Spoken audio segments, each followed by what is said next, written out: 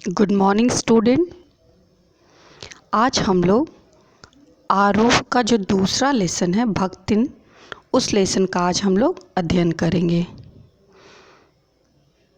तो सबसे पहले हम भक्तिन जो संस्मरणात्मक लेख है उसकी लेखिका रचनाकार किसने उस संस्मरण को लिखा है उनके विषय में हम आज अध्ययन करेंगे। तो यह जो संस्मरण है भक्तिन, यह आपके पुस्तक में पहला चैप्टर है। इस गद्य की जो रचना की है, इस गद्य को जो लेखिका हैं वह महादेवी वर्मा जी हैं।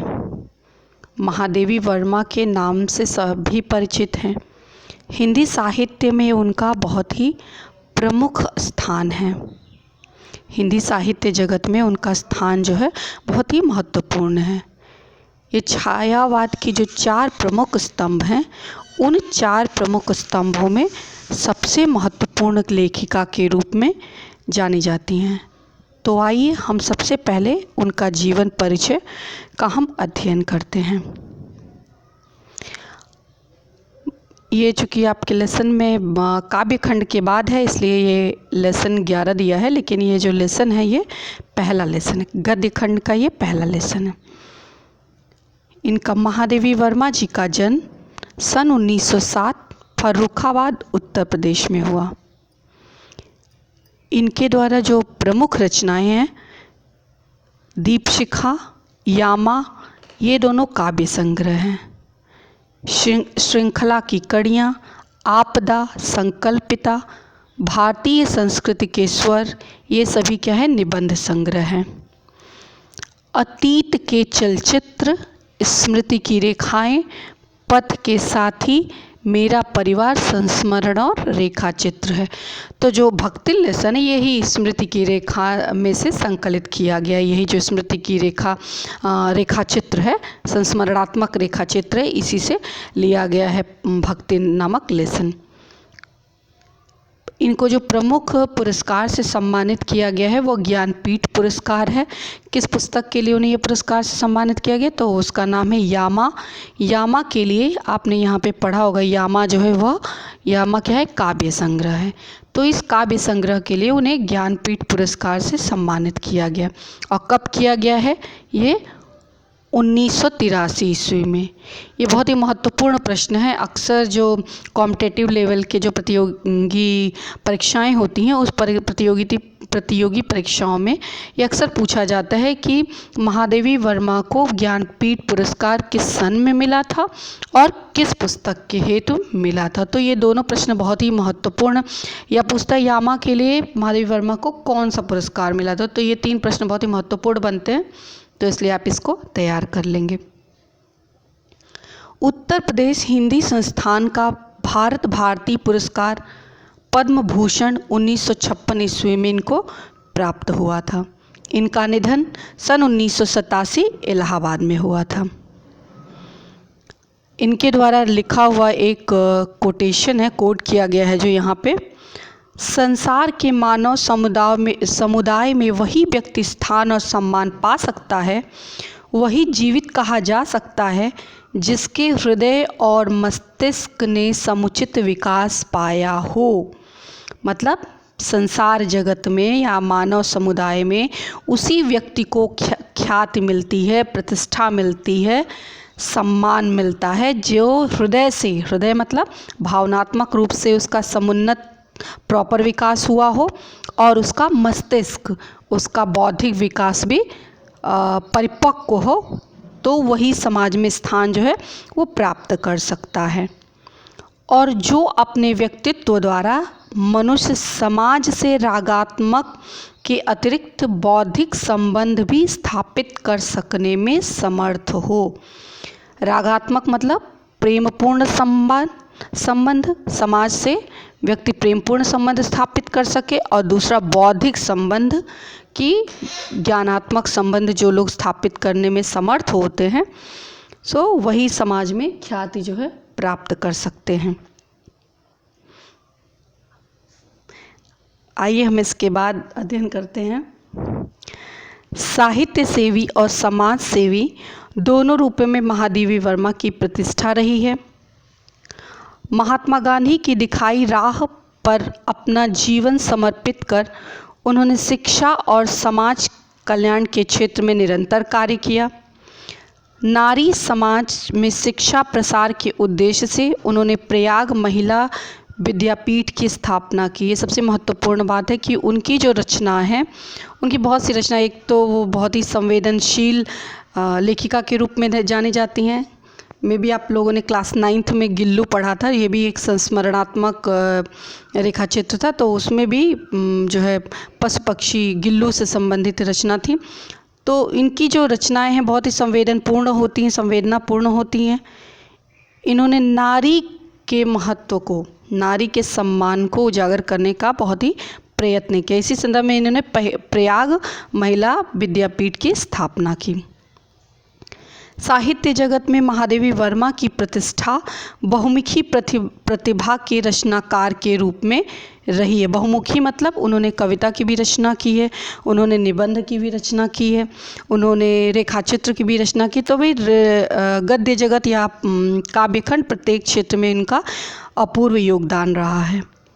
अगर कविता के क्षेत्र में छायावाद के 4 स्तंभों में से एक मानी जाती हैं, जैसे हमने पहले ही आपको बताया कि महादेवी वर्मा जो हैं वो छायावाद के जो साहित्य का जो वर्गीकरण किया गया है उसमें प्रमुख छायावाद है। तो छायावाद के 4 प्रमुख स्तंभों में इनका भी एक महत्वपूर्ण नाम है। छायावादी कवि के रूप में, ये कवित्री के रूप में ये जानी जाती हैं। सो अन्य जो छायावाद के जो अन्य कवि हैं वो महत्वपूर्ण है। कौन है? पहला सुमित्रा नंदन पंत, ये छायावाद के 4 प्रमुख स्तंभ माने जाते हैं। दूसरा जयशंकर प्रसाद, तीसरा सूर्यकांत त्रिपाठी निराला जी। तो ये तीनों नाम, ये भी बहुत ही प्रतियोगी परीक्षाओं में पूछा जाता है कि महादेवी वर्मा किस युग की लेखिका हैं, और जो 4 आधार स्तंभ है छायावाद के वो कौन कौन से हैं, और उसमें किन किन कवियों की जो प्रमुखता से गणना होती। तो आपको याद करना पड़ेगा महादेवी वर्मा और सुमित्रा नंदन पंत, प्रसाद और सूर्यकांत त्रिपाठी निराला। तो अपने निबंध और संस्मरणात्मक रेखा चित्रों के कारण एक अप्रतिम गद्यकार के रूप में उनकी चर्चा होती रही है। कविता और गद्य इन दोनों क्षेत्रों में उनकी प्रतिभा अलग अलग स्वभाव लेकर सक्रिय हुई दिखती है। तो इस प्रकार, जिस प्रकार कविता में जो भावना की, जैसे पहले ही लाइन में उन्होंने कहा कि समाज में सम्मान या ख्याति वही पाता है जो भावनात्मक रूप से समुन्नत हो और बौद्धिक रूप से समुन्नत हो। तो उनकी कविता के क्षेत्र में और गद्य के क्षेत्र में, दोनों में उनकी कोई जो है सानी नहीं, उनका कोई मुकाबला नहीं कर सकता। कविता और गद्य दोनों के क्षेत्र में उनका स्वभाव सक्रिय रूप से देखने को मिलता है। कविता में वे अपनी आंतरिक वेदना और पीड़ा को व्यक्त करती हैं। कविता में अपने हृदय की अनुभूतियों को, आंतरिक वेदना को वो स्पष्ट करती हैं। इस लोक से परे किसी सत्ता की ओर अभिमुख दिखलाई पड़ती हैं। मतलब ईश्वर की ओर संकेत किया गया है कि वो अपनी कविता के माध्यम से ईश्वर की प्रार्थना से संबंधित कविताओं की उन्होंने रचना की। तो अपने गद्य में उनका गहरा सामाजिक सरोकार स्थापित होता है। तो समाज में क्या चल रहा है, समाज में कैसी परिस्थितियां हैं, नारी का उत्थान, नारी के संदर्भ में समाज में दास प्रथा, बंधन, ये सारी चीज़ों को लेकर के उनकी जो रचना है बहुत ही प्रसिद्ध है। उनकी श्रृंखला की कड़ियाँ 1942 ईस्वी उस समय की अद्वितीय रचना है। अद्वितीय मतलब इससे पहले कोई रचना जो है इतनी प्रसिद्ध नहीं हो, अद्वितीय, इनकी रचना जैसा कोई दूसरी रचना ना हो, सो अद्वितीय रचना है। कौन सी? श्रृंखला की कड़ियाँ। ये भी बहुत ही मोस्ट इम्पॉर्टेंट है। श्रृंखला की कड़ियाँ अक्सर एग्जाम में पूछा जाता है कि श्रृंखला की कड़ियाँ किसकी रचना। ये सारी जितनी बातें मैं आपको बता रही हूँ, ये सभी बातें ये आपके कॉम्पिटिटिव लेवल के एग्ज़ाम के लिए है। प्रतियोगी संबंधी जो रचनाएँ होती हैं उसमें भी ये चीज़ पूछी जाती है। हिंदी के स्त्री विमर्श को भव्य प्रस्तावना है। उनके संस्मरणात्मक रेखाचित्र अपने आसपास के ऐसे चरित्रों और प्रसंगों को लेकर लिखे गए हैं जिनकी साधारणतया हमारा ध्यान नहीं खींच पाती। लेकिन महादेवी जी की मर्म भेदी और करुणामयी दृष्टि से इन चरित्रों को साधारणतया से असाधारणतया को संधान करती है। अर्थात कहने का मतलब ये है कि जिन कैरेक्टर को, जिन चरित्रों को उन्होंने अपने संस्मरण के माध्यम से उभारा है या उकेरा है, वो बहुत ही कॉमन है, बहुत सामान्य जनमानस के लिए सामान्य लोग के रूप में हम जानते हैं। लेकिन जो उन्होंने खाका खींचा है, जो हमारे समक्ष जो एक रेखाचित्र उपस्थित किया है, वो बड़ा ही हृदय को बड़ा ही मर्मभेदी है और बहुत ही करुणामयी दृष्टि से इसको जाना जाता है। मतलब कि वह जो होता है तो बहुत ही सरल, जो उनके जो चरित्र जिनका उन्होंने चयन किया, जैसे आप देख सकते हैं भक्तिन जो लेसन है वो एक सेविका का वर्णन किया है, लेकिन उन्होंने वर्णन के साथ साथ बहुत समाज में अनगिनत विसंगतियों को हमारे सामने उपस्थित करने का प्रयास किया है। असाधारणतः तत्वों का संधान करते इस तरह समाज के शोषित पीड़ित तबकों को उन्होंने अपनी गद्य रचनाओं में नायकत्व प्रदान किया। मतलब उन चरित्रों को उकेरा है जो समाज में शोषित हैं, पीड़ित है, जिनका समाज में कोई स्थान नहीं, लेकिन उन्होंने गद्य रचनाओं में उनको नायकत्व मतलब लीड रोल में, प्रमुख रोल में उन्होंने उनको महत्व दिया है।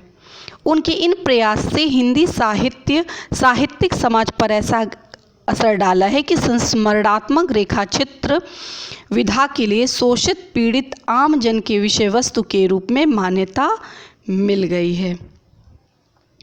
तो आप देखेंगे इस प्रकार जो महादेवी वर्मा का जीवन जो है वो बहुत ही अच्छा है। उनकी जो हिंदी साहित्य में उनका स्थान जो है बहुत ही प्रमुख स्थान के रूप में जाना जाता है। संस्मरणात्मक रेखाचित्र, स्पेशली जो प्रमुख रूप से इनको संस्मरणात्मक रेखाचित्र के रूप में, ये लेखिका के रूप में प्रमुखता से इनको स्थान मिला है। ये इसके साथ आप देखेंगे इसके कुछ इनके जीवन से जुड़ी कुछ अन्य जानकारियों का हमने इस प्रकार संकलन किया, आप इसको भी पढ़ लेंगे। जीवन परिचय सेम वही है।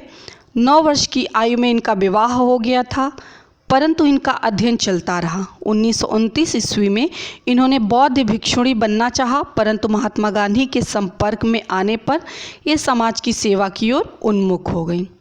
1932 ईस्वी में उन्होंने इलाहाबाद से संस्कृत में MA की परीक्षा उत्तीर्ण की और प्रयाग महिला विश्वविद्यालय की स्थापना करके उसकी प्रधानाचार्य के रूप में कार्य करने लगी। मासिक पत्रिका चांद का भी इन्होंने कुछ समय तक संपादन किया। ये भी पूछा जाता है कि महादेवी वर्मा ने किस पत्रिका का संपादन किया था, तो मासिक पत्रिका का। कर्म क्षेत्र बहुमुखी रहा है, मतलब कई क्षेत्रों में उन्होंने कार्य किया है। उन्होंने 1952 ईस्वी में उत्तर प्रदेश की विधान परिषद का सदस्य मनोनीत किया गया। 1954 ईस्वी में ये साहित्य अकादमी की संस्थापक सदस्य बनी। 1960 ईस्वी में इन्हें प्रयाग महिला विद्यापीठ का कुलपति बनाया गया। इनके व्यापक शैक्षिक, साहित्यिक और सामाजिक कार्यों के लिए भारत सरकार ने 1956 ईस्वी में इन्हें पद्म भूषण से सम्मानित किया गया। भारत का जो सम्मान है, महत्वपूर्ण प्रमुख सम्मान है, इसमें पद्म भूषण सम्मान से सम्मानित किया गया। 1983 में यामाकृत पर इन्हें ज्ञानपीठ पुरस्कार से सम्मानित किया गया। उत्तर प्रदेश हिंदी संस्थान ने भी इन्हें भारत भारती पुरस्कार से सम्मानित किया गया और इनकी मृत्यु सन 1987 में इनकी मृत्यु हो गई। इनकी जो प्रमुख रचनाएं हैं, हमने पहले भी अध्ययन किया, एक बार पुनः देख लेते हैं इनकी रचनाएं। काव्य है निहार, रस, मिनीरजा, यामा, दीपशिखा, संस्मरण, अतीत के चलचित्र, स्मृति की रेखाएं, पथ के साथी, मेरा परिवार। निबंध संग्रह है, जो निबंध संग्रह के रूप में हम जानते हैं। श्रृंखला की कड़ियाँ, आपदा, संकल्पिता, भारतीय संस्कृति के स्वर। तो इस प्रकार हम इनकी साहित्यिक विशेषताएं देखेंगे। साहित्य सेविका और समाज सेविका दोनों रूप में महादेवी वर्मा की प्रतिष्ठा रही है। साहित्य सेविका और समाज, जैसे बताया ना कि महात्मा गांधी के आह्वान पे वो बौद्ध भिक्षुणी बनना छोड़ करके पुनः वो देश को आज़ादी दिलाने में अपना सहयोग दिया, तो उसी संदर्भ में कि साहित्य में अपने रचना के द्वारा लोगों का जनमानस तो उन्होंने समुन्नत बनाया ही, इसके साथ साथ समाज में देश को आज़ादी दिलाने में भी इनका महत्वपूर्ण योगदान रहा है। तो इसी प्रकार तो समाज भी सेवा भी इन्होंने की और इसके साथ साथ साहित्य जगत से अपनी रचना भी की। महात्मा गांधी की दिखाई गई राह पर अपना जीवन समर्पित करके इन्होंने शिक्षा और समाज कल्याण के क्षेत्र में निरंतर कार्य किया। ये बहुमुखी प्रतिभा की धनी थीं। छायावाद के 4 प्रमुख स्तंभों में से एक हैं। इनकी चर्चा निबंधों, संस्मरणात्मक रेखाचित्रों के कारण एक प्रतिम गद्यकार के रूप में भी होती है।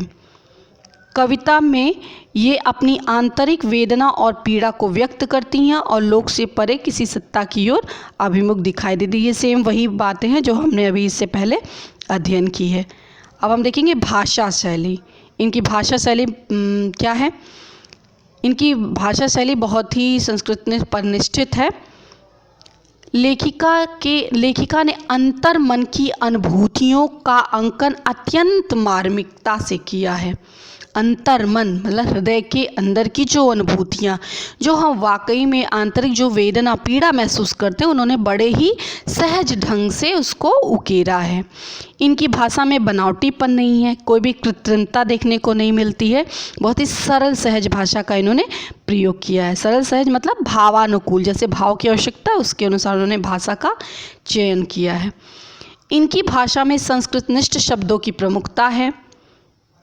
इनके गद्य साहित्य में भावनात्मक, संस्मरणात्मक, समीक्षात्मक, इतिवृत्त्यात्मक आदि अनेक शैलियों का रूप दृष्टिगोचर होता है। दृष्टिगोचर माने दिखाई देता है। मर्मस्पर्शिता इनके गद्य की प्रमुख विशेषता है। सो इस प्रकार यह जो है महादेवी वर्मा का जीवन परिचय है। अब हम पढ़ेंगे जो पहला हमारा लेसन है भक्तिन लेसन। उस भक्तिन लेसन के बारे में अबाउट द चैप्टर, कि इस भक्तिन कौन है, किसके विषय में बताया गया, इसमें क्या इनसे जुड़ी क्या विशेष बातें। तो आइए हम इसका अध्ययन करते हैं। भक्तिन जो है महादेवी वर्मा जी की प्रसिद्ध संस्मरणात्मक रेखाचित्र है।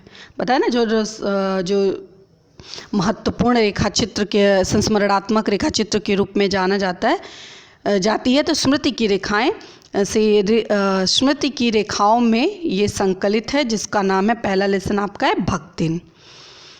इसमें महादेवी जी ने अपनी सेविका भक्तिन के अतीत और वर्तमान का परिचय देते हुए उसके व्यक्तित्व का बहुत दिलचस्प खाका खींचा है।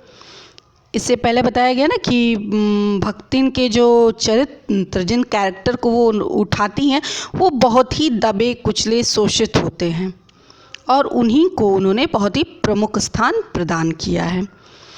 तो उनका जो अतीत के विषय में, अतीत माने पास्ट और प्रेजेंट, वर्तमान माने प्रेजेंट के विषय में बताया है। उनका जो उन्होंने उनके कैरेक्टर के विषय में, उनके पर्सनालिटी के विषय में तो वो जो बताने की जो उनकी शैली है कि कैसी कदकाठी थी, कैसी रूपरेखा थी, तो मतलब रेखाचित्र मतलब कि हमारे आँखों के समक्ष वो संपूर्ण दृश्य जो है वो जीवंत हो उठता है।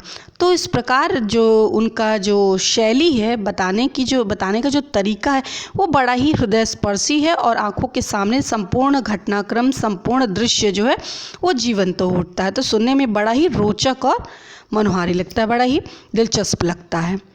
महादेवी के घर में काम शुरू करने से पहले उसने कैसे एक संघर्षशील, किसके बारे में बात करें, भक्तिन के विषय में, कि जब महादेवी वर्मा के वहाँ काम करने नहीं आई थी तो उससे पहले उसका जीवन कैसा था, संघर्षशील था, स्वाभिमानी और कर्मठ जीवन जिया।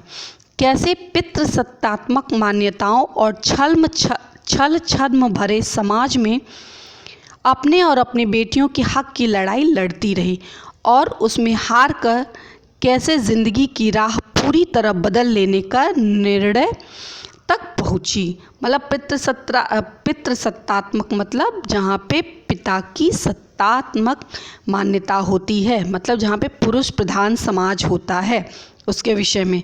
और छल छद्म मतलब कि किस प्रकार महिलाओं का समाज में शोषण होता है। तो छल छद्म माने वे सारी रूढ़िवादिता, वे सारे अंधविश्वास, वे सारी बातें जो समाज के खोखलेपन को उजागर करता है। तो छल छद्म भरे समाज में अपने और अपनी बेटियों के हक की लड़ाई वो पूरी ज़िंदगी लड़ती रहीं। इसका अत्यंत संवेदनशील इस पाठ में चित्रण किया गया है। इसके साथ भक्तिन महादेवी जी के जीवन में आकर छा जाने वाली एक ऐसी परिस्थिति के रूप में दिखलाई पड़ती है कि जिसके कारण लेखिका के व्यक्तित्व के कई अनछुए प्रच्छन्न आयाम उद्घाटित होते चलते हैं। कहने का मतलब, यद्यपि तो भक्तिन जो है उनकी सेविका है, उस सेविका का महादेवी के जीवन पे कोई प्रमुख विशेष कोई प्रभाव नहीं पड़ना चाहिए, लेकिन ना चाहते हुए भक्तिन के व्यवहार से महादेवी वर्मा का जो व्यक्तित्व जो है हर कदम कदम पे प्रभावित होता है। तो उनका जो एक पूरी जो छाप, भक्तिन की पूरी छाप जो है वो लेखिका के जीवन पर पड़ती है। तो उसको जब आप पाठ पढ़ेंगे तो आपके आँखों के सामने संपूर्ण दृश्य जो है वो उजागर हो जाएगा कि क्या, कौन सी छाप, कौन सी बातें, किस प्रकार व्यक्तित्व, ये सारी चीज़ें कैसे कैसे लेखिका के जीवन में आ जाती हैं। इस पाठ को परिस्थितिवश अक्खड़ बनी अपने व्यक्तित्व को जरूरी अंश मानकर वे भक्तिन को खोना नहीं चाहती। मतलब जो भक्तिन है वो महादेवी वर्मा के जीवन से बहुत ही करीब है।